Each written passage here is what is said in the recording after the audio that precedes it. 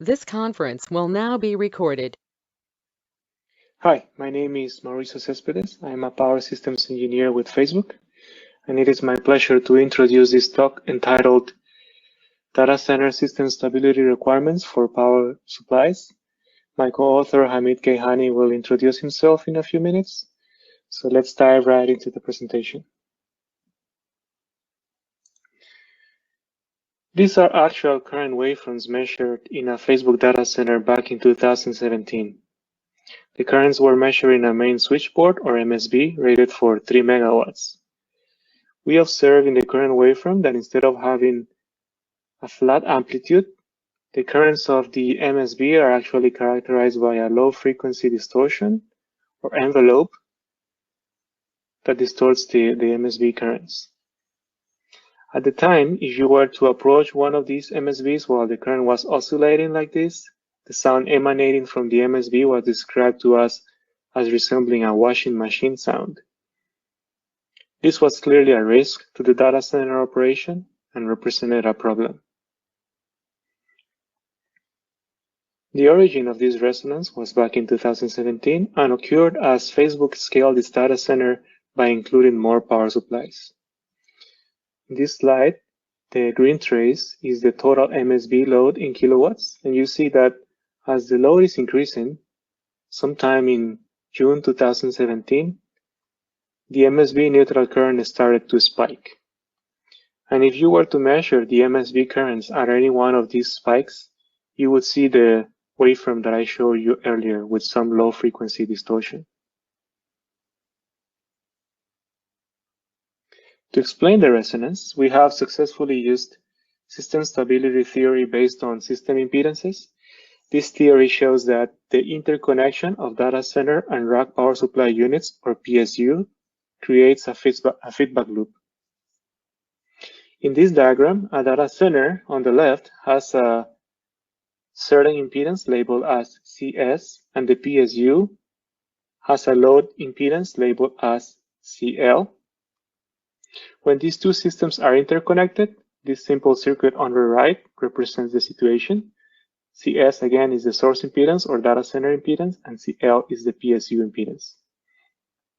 The voltage on the PSU is a function of the impedance ratio between the source impedance and the load impedance.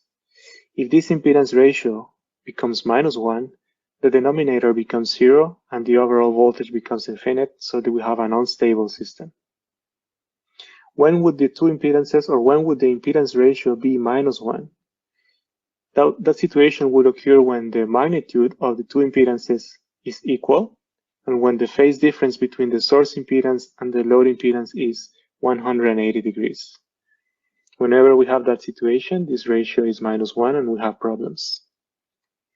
So for a stable system, the impedance ratio must not be -1. So what can we do to avoid that?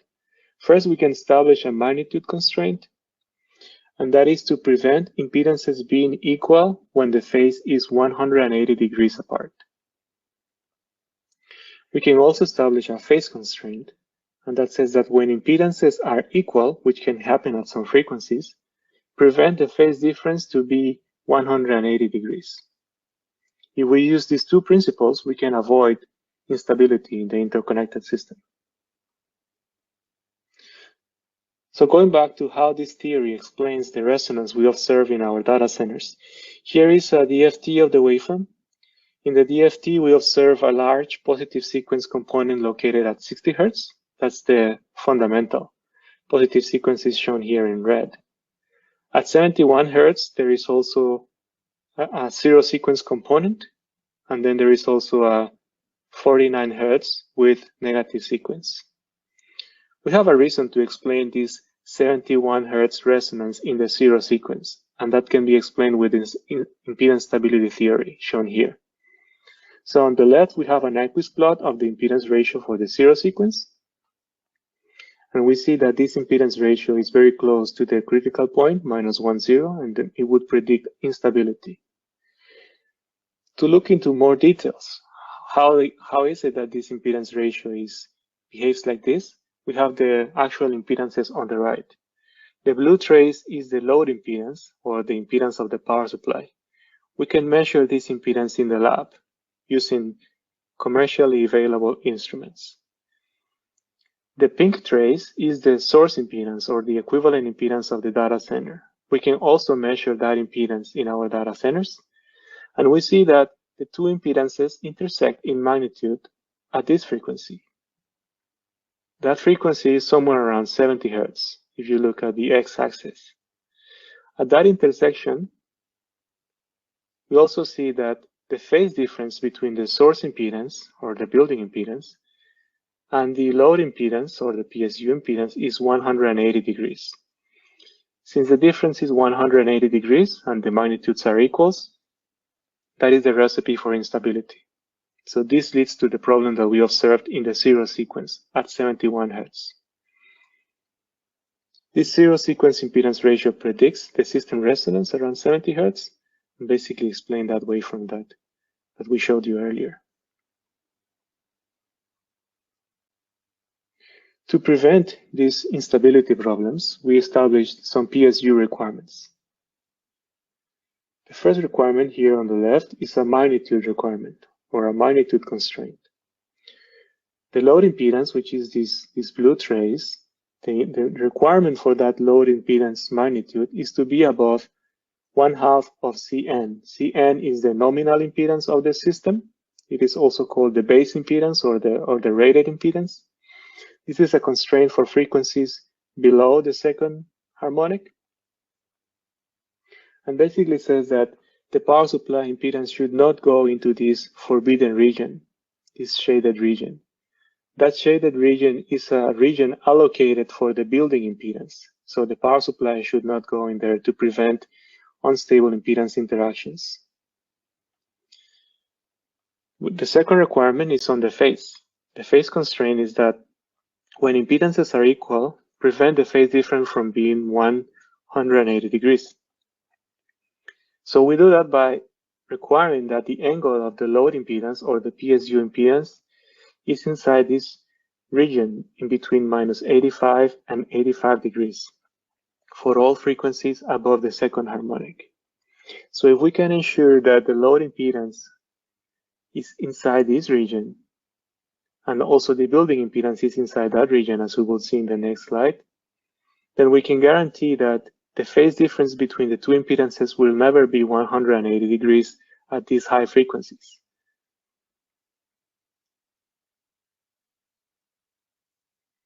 So similarly, we have requirements on the data center side impedance. The magnitude constraint on the source impedance or data center impedance is for it to remain below 1/2 of the nominal inductance for frequencies below the second harmonic. So for the data center impedance, it should stay below this magnitude constraint. It should not go into that shaded region because that is a region allocated for the power supply.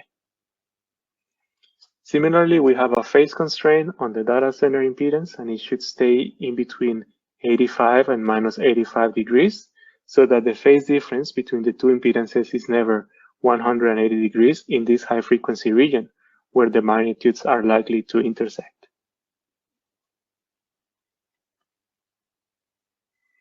Overall, we have some data center building requirements, which we usually summarize with a base impedance ratio. Base impedance ratio is defined here as the ratio between the power supply base impedance and the building impedance.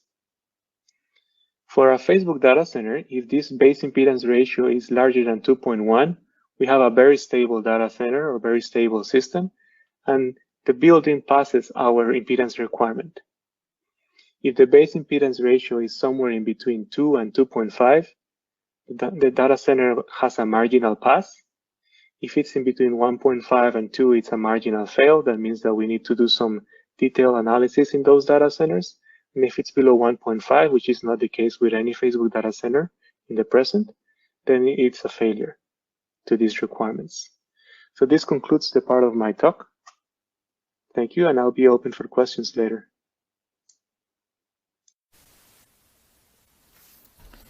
Thank you, Mauricio. Hello, my name is Hamid Kayhani from Facebook, and I'd like to continue this presentation with the real case scenario that we observe in our data centers.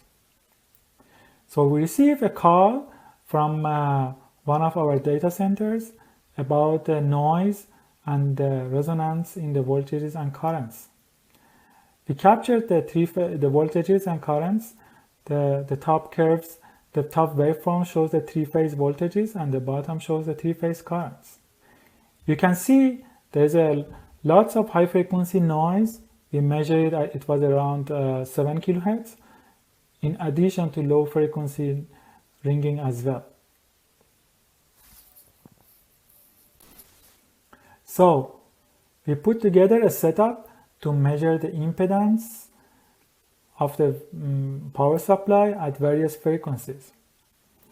We use a frequency response analyzer which actually injects high frequency small signal to the circuit through the power amplifier and transformer.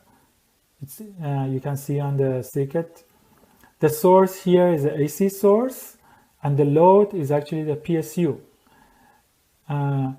Channel 1 is measuring the current, and channel 3 is measuring the voltage of the PSU. By dividing of the channel 3 to channel 1, you can actually measure the impedance of the PSU and at various frequencies.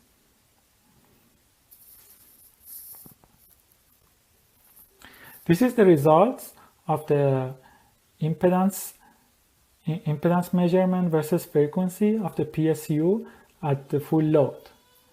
The red waveform shows the amplitude and the blue one shows the phase.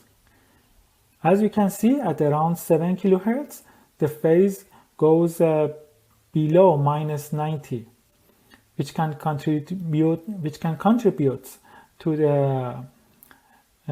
the resonance at that frequency.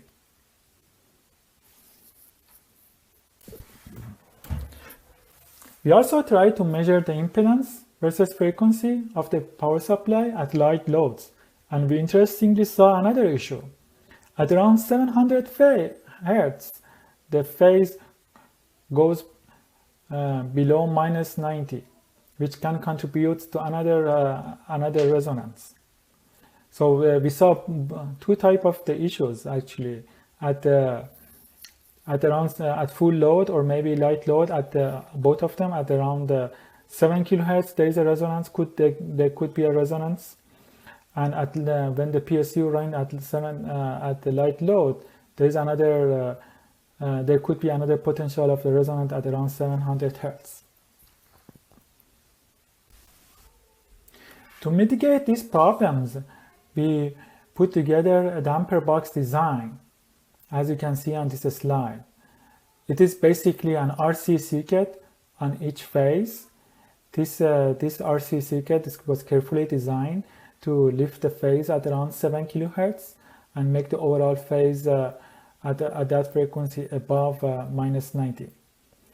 To help with the issue with at around 700 Hz, we update the firmware to reduce the feed-forward gain of the PFC circuit.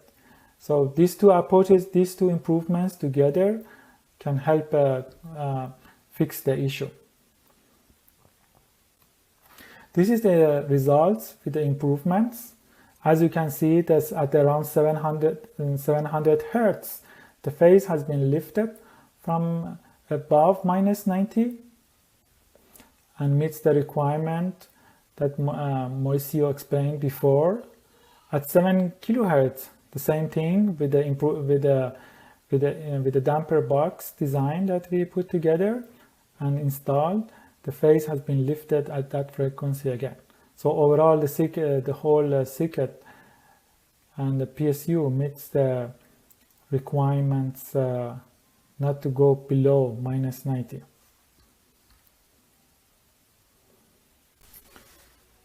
So this work was basically the Facebook study on the power system stability, and from now on it's going to be our spec for the power supplies and other main components on the system moving forward. I also encourage all suppliers and end users to follow similar spec for their power system design to have a stable and reliable system. I also encourage everyone to follow the presentation on the OCP data center facility to get to know the power system stability requirements on the data center end. Please feel free to reach out for any questions you might have. We will, in future, we also try to provide some guidelines for the power supply design to meet these spec requirements. Thank you.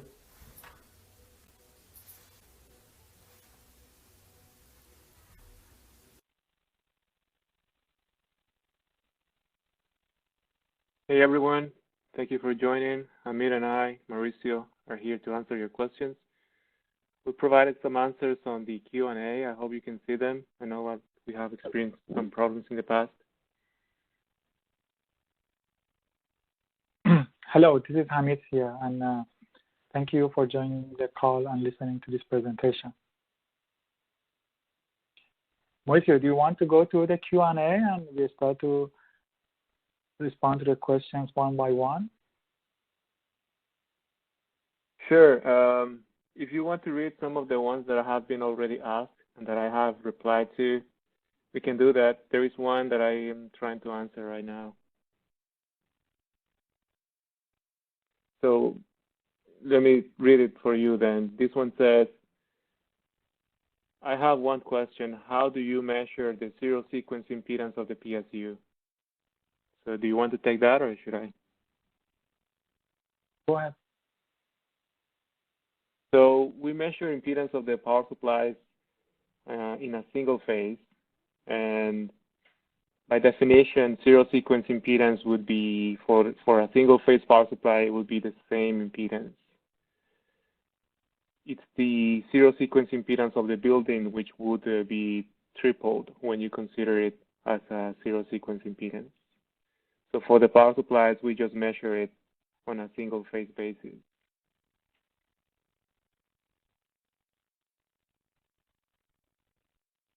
In the Q&A, there was a question, what is the base impedance? So basically the base impedance, if you're talking about PSU, is the base impedance of the PSU, which is equal to voltage squared divided by the power of the PSU. I think the other question also asked what's the wattage of the PSU. For this example that we provided, it was around 2 kilowatts.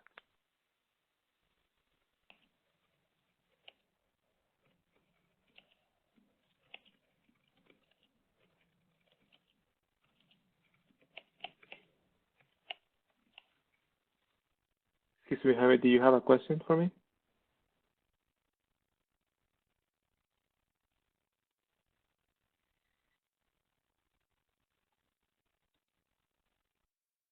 Maybe I can ask a question that I heard before. How do you guarantee the stability in a delta configuration then?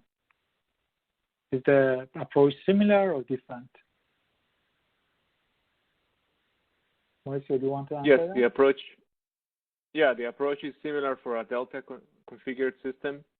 For a delta configured system, the difference is that there is no zero sequence impedance or potential for zero sequence instability because there is no path for that current to flow.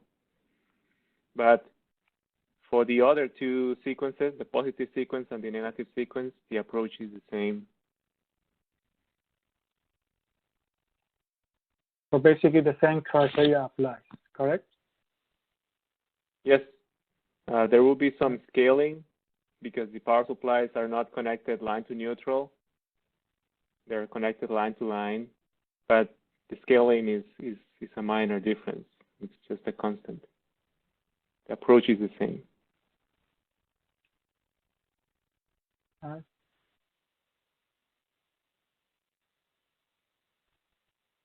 not sure if Mauricio, you answered that. It says in the BIR equation, is W power of the PSU the wattage of a single PSU, or cumulative wattage of all PSU. Right. So in the equation for BIR, W PSU is the watts of one PSU. On the other hand, the ZS, which is the building impedance in the BIR equation, is the scaled impedance of the data center. So I was providing an example. So if you assume, for example, that the data center impedance at the power supply level is 1 micron, but you have 1 million power supplies connected to that same branch impedance, then that 1 micron actually scales up to 1 ohm when you calculate the BIR, because you have 1 million PSUs on that phase. I'm not saying these are the actual numbers of a data center, but it's just something for you. You have to create a picture in your mind.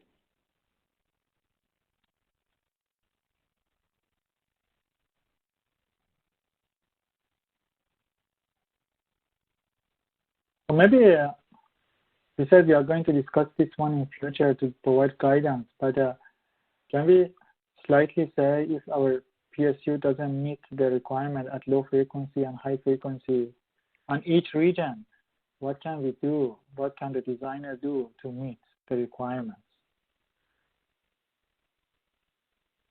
Sure. So for low frequency, when this problem first started 3 years ago in our data centers, the impedance of the power supply was not passing our new specs. And what we had to do is change the firmware in the power supply, specifically slow down the DC voltage regulator so that we could shape the impedance of the power supply and comply with the spec requirements.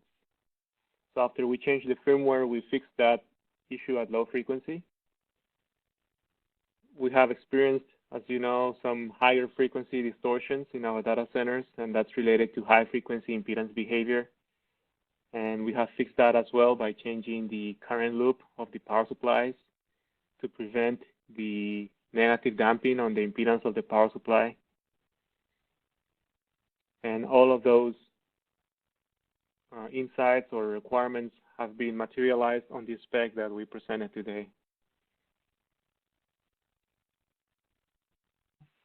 I'd like to add that the sampling frequency also has a big, and the way you do the sampling has a big effect on the impedance.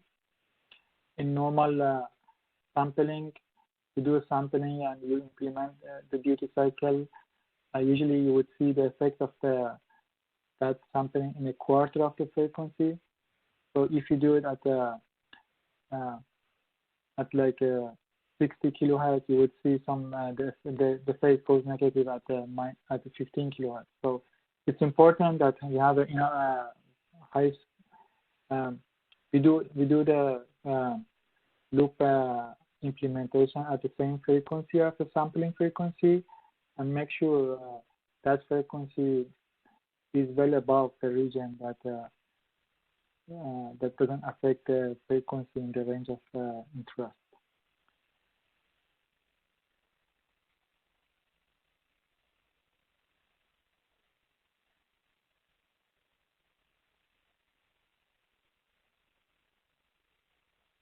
There is a good question from Yixing Liao. He's saying, for the mitigation approach, it seems that you adopt a passive damping method. Why not consider the active damping in PSU control? So I mentioned in the answer, and I hope you guys can see these publicly, although I'm not sure. I said that, yes, we use both methods, active damping and passive damping. But some high-frequency phenomena is outside of the active control region or bandwidth of the PSU. So in those cases, passive damping can be more effective.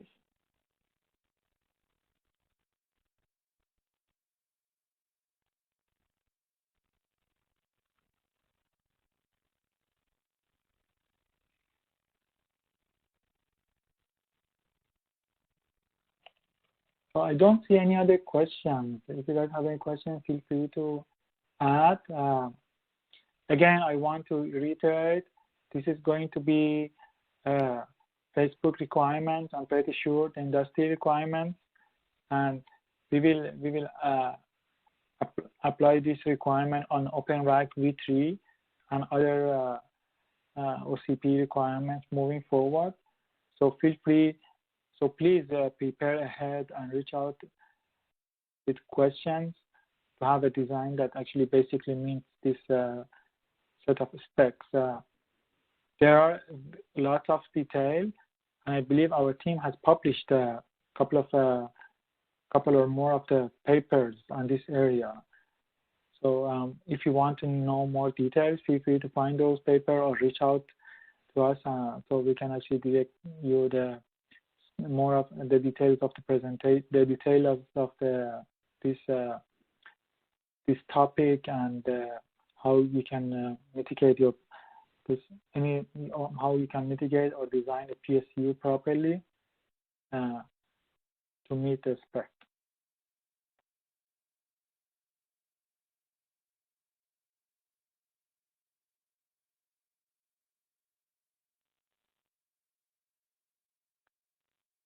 So if there is no more questions, are we good to close this presentation? Well, there are some. If we have a few more minutes, which I believe we do. I think we have time. Yeah, go ahead. Okay, so it says, can you simply explain what is the reason behind? Okay, let me see. It goes back to the question. So it says, I noticed that for the light load condition, there is also some negative resistance in the middle frequency range. Can you simply explain what is the reason behind? So yeah, in the light load condition, there is some negative resistance. So that's true. And to explain why the impedance behaves like that, you need to model the impedance of the power supply. And it's basically a combination of the current control plus the feed forward of the current for the duty ratio in the PFC. When you combine those two control systems together and model the impedance of the PSU, you will see why there is some negative damping in the impedance of the PSU. So that can be fixed by either increasing the proportional gain in the current loops for the PFC or reducing the feed-forward signal also for the duty ratio. We understand that this has some implications on the quality of the current for the PFC, but that is a trade-off in between current quality and damping, which is required for system-level compliance.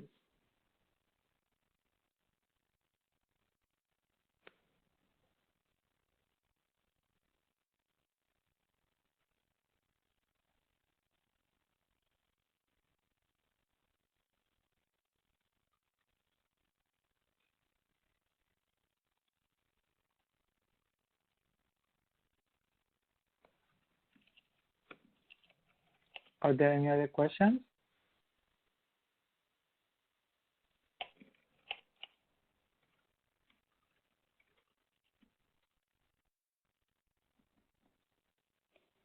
I don't see any more. Any other questions, Monsieur? Okay, well then, thank you everyone for joining. Please stay safe. Yeah, thank you for joining this call, and have a good rest of the day.